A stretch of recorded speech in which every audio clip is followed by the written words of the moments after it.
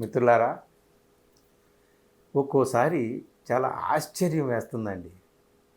మేరు పర్వతం అంతటి వ్యక్తి కూడా చిన్న గడ్డిపోచ ముందు గడగడ వణికిపోయేటటువంటి పరిస్థితి వస్తుంది. ఇవి చరిత్రలో మనం చదువుకున్నాం, కథల్లో చదువుకున్నాం. కానీ ఇప్పుడు వాస్తవానికి చూస్తున్నాం, కళ్ళ ముందు చూస్తున్నామండి. 30 సంవత్సరాల యువకుడండి, 30 సంవత్సరాల యువకుడు ఎక్కడో అమెరికాలో బోస్టన్లో ఉంటున్నాడు. ఇండియన్నే, మహారాష్ట్రియన్. ఆ 30 సంవత్సరాల యువకుడు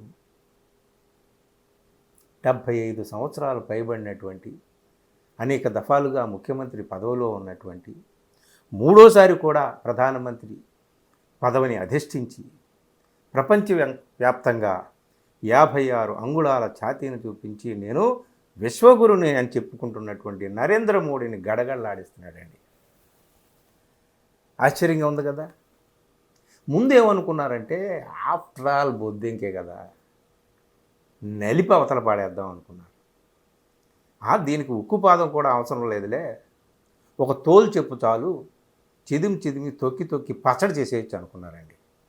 కానీ ఉక్కుపాదం అవసరమైంది. ఉక్కుపాదం ఎలాంటి ఉక్కుపాదం?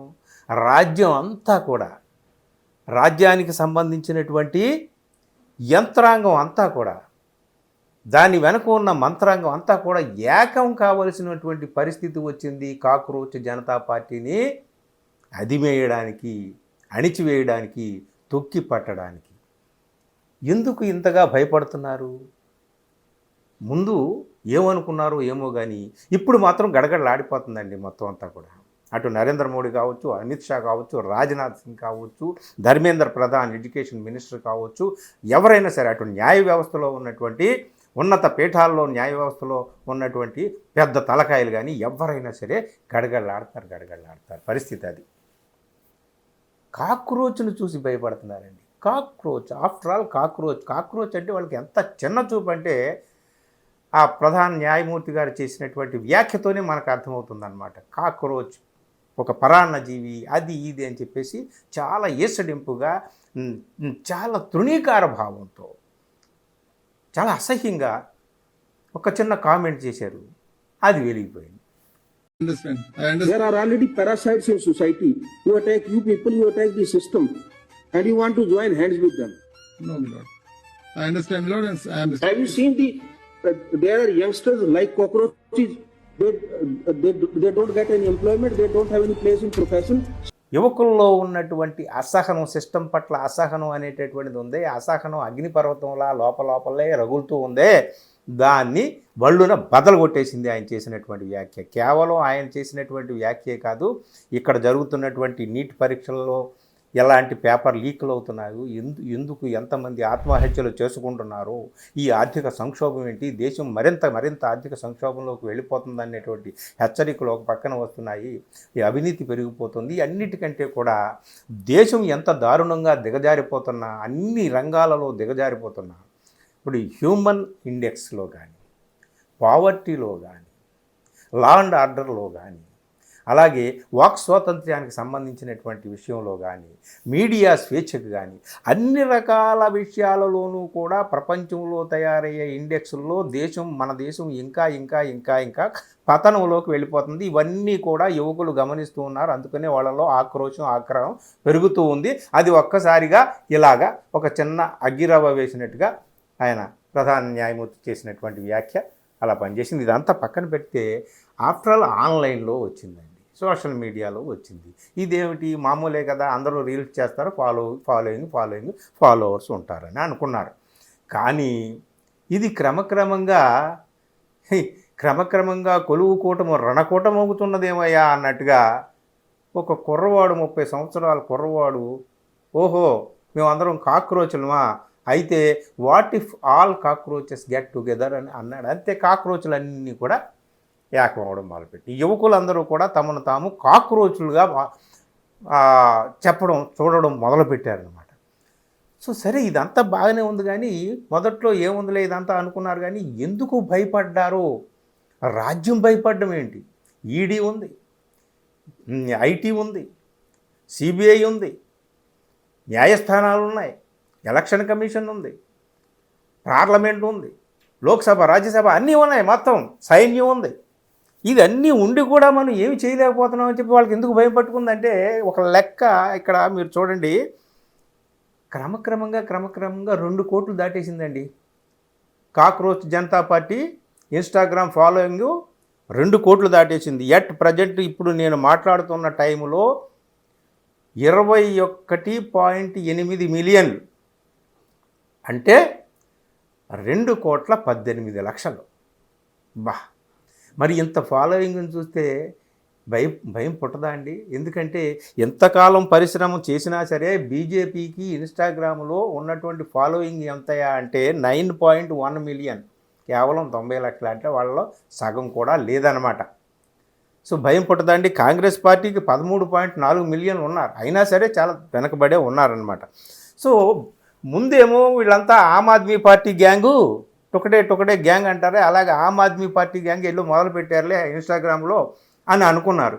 కానీ ఆమ్ ఆద్మీ పార్టీ ఎక్కడుంది ఇన్స్టాగ్రామ్లో? 1.9 మిలియన్, కేవలం 19 లక్షలు మాత్రమే ఉన్నారు.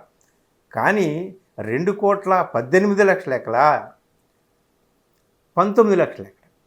కాబట్టి ఇలాగ పెరిగిపోతూ ఉందండి. తుఫాను వచ్చినప్పుడు, సునామీ వచ్చినప్పుడు సముద్రం చూడండి ఇలా పెరిగిపోతూ మొత్తం అలలు పెరిగిపోయి నగరాలనే ముంచేసేటటువంటి ప్రమాదం ఉందే, అలాగ మొత్తాన్ని రాజ్యాన్ని ఆక్రమించుకునేటటువంటి పరిస్థితి ఉందా ఈ కాక్రోచ్లన్నీ కలిపి అనేటటువంటిది చూసి గమనించి వీళ్ళు ఏం మొదలు పెట్టారా అంటే, ఇలా కాదని చెప్పేసి వీళ్ళకు ఉన్నటువంటి మొత్తం అకౌంట్స్ అన్నీ కూడా సీజ్ చేసేసారు. అంటే ఈ కాక్రోచ్ జనతా పార్టీకి చెందినటువంటి అకౌంట్స్, ట్విట్టర్ అకౌంట్స్ కానీ సోషల్ మీడియా అకౌంట్స్ కానీ అన్నీ, ఇన్స్టాగ్రామ్లో తప్ప మిగిలిన అన్నిటి కూడా సీజ్ చేసేసారు, బ్యాన్ చేసేసారు, రద్దు చేసేసారు. అంతా అయిపోయింది. అంతా అయిపోయిన తర్వాత ఇప్పుడు రంగంలో ఇంటెలిజెన్స్ రంగంలో దిగిందంటే, ఈడీ రంగంలో దిగి, సిబిఐ రంగంలో దిగింది, మొత్తం హోమ్ మినిస్ట్రీ అంతా కూడా రంగంలో దిగి తల మునకాయ అందరూ కూడా మీటింగులు పెట్టుకుంటూ ఏం చేయాలి, మొత్తం ఈ సునామీని ఎలా ఆపాలి, ఏంటి, ముందు చాలా సింపుల్గా అనుకున్నారు. సో మొదలుపెట్టారండి. ఇప్పుడు మొదలుపెట్టారు. ఎన్ని రకాలుగా మొదలుపెట్టారా అంటే, వాట్సాప్ యూనివర్సిటీ, ఐటీ ఉంది కదండి, ఐటీ సెల్ ఉంది కదండి బీజేపీ వారికి, ఐటీ సెల్ వారు మొదలుపెట్టారు. ఈ ఐటీ సెల్ వారు ఏం మొదలుపెట్టారా అంటే, అసలు ఏమీ లేదు, ఈ ఫాలోయింగ్ అంతా కూడా పాకిస్తాన్ వాళ్ళు, ఈ కాక్రోచ్ జనతా పార్టీ ఇన్స్టాగ్రామ్లో ఫాలోవర్స్ అందరూ కూడా పాకిస్తానీలు, మన ఇండియన్ కాదు, ఇండియన్ యూత్ కాదు అని చెప్పేసి ఒక పెద్ద ప్రచారం మొదలుపెట్టేశారండి. విపరీతమైనటువంటి ప్రచారం మొదలుపెట్టారు. తేజిందర్ బగ్గా అనే ఆయన పేజ్ చూడండి మీరు, బీజేపీ లీడరు. ఆయన ఏం చెప్పారంటే 49% పైగా పాకిస్తాన్ ఫాలోవర్సే ఉన్నారు ఇందులో అని చెప్పేసి ఆయన చెప్పేదంతా కూడా మొత్తం మన ఇండియన్ ఇంటెలిజెన్స్ విభాగం దగ్గర నుంచి, హోమ్ మినిస్టర్ దగ్గర నుంచి అందరూ కూడా ఒక రకమైనటువంటి ప్రచారాన్ని చేయడం మొదలుపెట్టారు. దీని వెనక పాకిస్తాన్ ఉంది, లేదా పాకిస్తాన్ వెనక ఉన్నటువంటి ఉగ్రవాద సంస్థలు ఏమున్నాయని చెప్పేసి ఇట్లాగా. సో ఇలాగ ఈ ప్రచారం చేస్తే వీళ్ళని ఫాలో అవుతున్నటువంటి, నిజాయితీగా అమాయకంగా ఫాలో అవుతున్నటువంటి కోట్లాది మంది యువకులు ఉన్నారే, యువకులు, వాళ్ళందరూ బయటకు వచ్చేస్తారు కదా అని చెప్పేసి ప్రచారం. అయితే కొంతమంది ఆ ప్రచారానికి లొంగి అన్ఫాలో చేసుకుంటున్నారు. కానీ అన్ఫాలో చేసుకుంటున్నటువంటి వాళ్ళు 10 మంది ఉంటే ఫాలో అవుతున్న వాళ్ళు 1,00,000 మంది ఉంటున్నారు అనమాట. అలా పెరుగుతున్నారు ఆ సంఖ్య, ఆ రేషియో. కాబట్టి ఇక్కడ దీనికి అభిజిత్ దీప్కే ఎవరైతే స్టార్ట్ చేశాడో ఈ ఉద్యమాన్ని, అతను చెప్పాడు, ఒక లెక్క ఇచ్చాడు. అయ్యా చూసుకోండి, నన్ను ఫాలో అవుతున్నటువంటి వాళ్ళ సంఖ్య నేను ఎవరో అని చెప్తున్నాను, నేను 94.7% ఇండియన్సే ఉన్నారు అని చెప్పేసి మొత్తం టేబుల్తో సహా అతను చెప్పాడనమాట, చూపించాడు. 94.7% అంటే దగ్గర 95%, ఇంకా 5% మిగిలేరండి.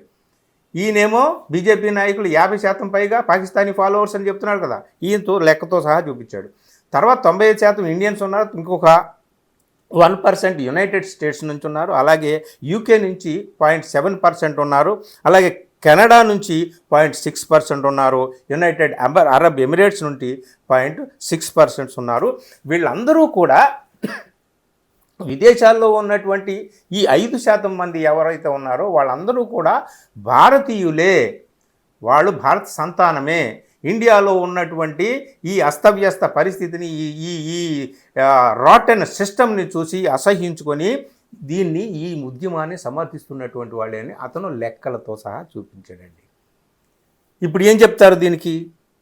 ఇప్పుడు ఏం చెప్పాలో తల పట్టుకుంటున్నారనమాట ఈ లెక్కలు చూపించేసరికి.